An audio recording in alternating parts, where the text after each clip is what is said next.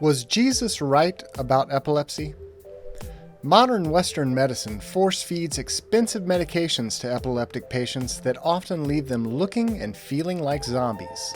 Many alternative and more natural methods have been proven to work, but are not necessarily promoted by modern science and medicine. Epilepsy is a very complicated affliction and requires much discussion. But let's look at what Jesus had to say about it.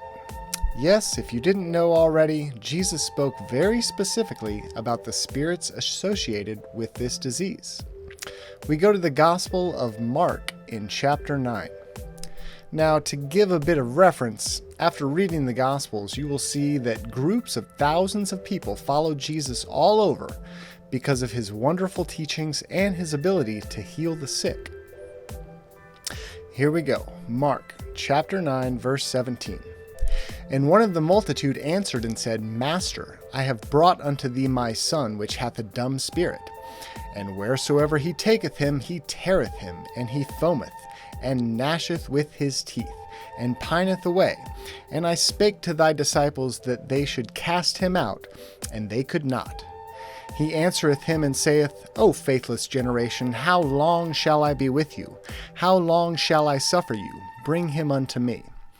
And they brought him unto him, and when he saw him, straightway the spirit tare him, and he fell on the ground and wallowed, foaming.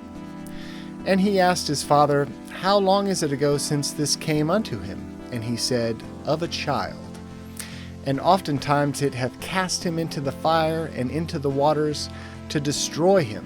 But if thou canst do anything, have compassion on us, and help us. Jesus said unto him, If thou canst believe, all things are possible to him that believeth. And straightway the father of the child cried out, and said with tears, Lord, I believe, help thou mine unbelief. When Jesus saw that the people came running together, he rebuked the foul spirit, saying unto him, Thou dumb and deaf spirit, I charge thee, come out of him, and enter no more into him.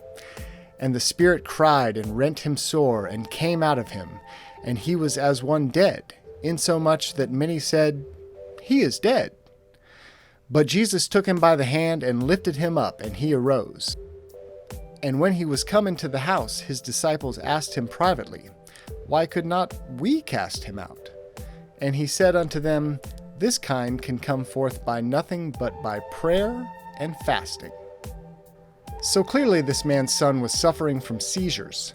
Most people would say, well, that was 2,000 years ago, and they didn't have all the advanced science we have today. We now know that epilepsy is caused by irregularities in brain waves. Case closed. Now, it's my opinion that just because something manifests in the physical world in a certain way doesn't mean that there is not also a spiritual force behind it. Also, there are many other less popular theories on what actually causes epilepsy in the physical world. Chinese medicine lists epilepsy as a digestive disorder. I'm publishing this video in the year 2020, and as of right now, the most successful way to treat and prevent epilepsy without medication is through diet regulation, in particular a ketogenic diet. The ketogenic diet is a very low-carb, high-fat diet that shares many similarities with the Atkins and low-carb diets. It involves drastically reducing carbohydrate intake and replacing it with fat. This reduction in carbs puts your body into a metabolic state called ketosis.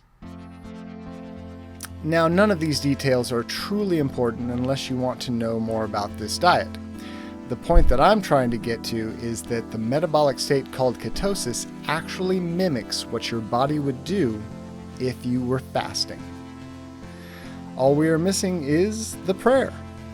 So there you have it. Jesus was right about epilepsy. I'm pretty certain he's right about everything else too. I'd love to hear everyone's thoughts on this, so don't be shy and leave whatever comments you'd like below. My goal is to make a mini web series on epilepsy, so stay tuned, and please consider becoming a subscriber for more content.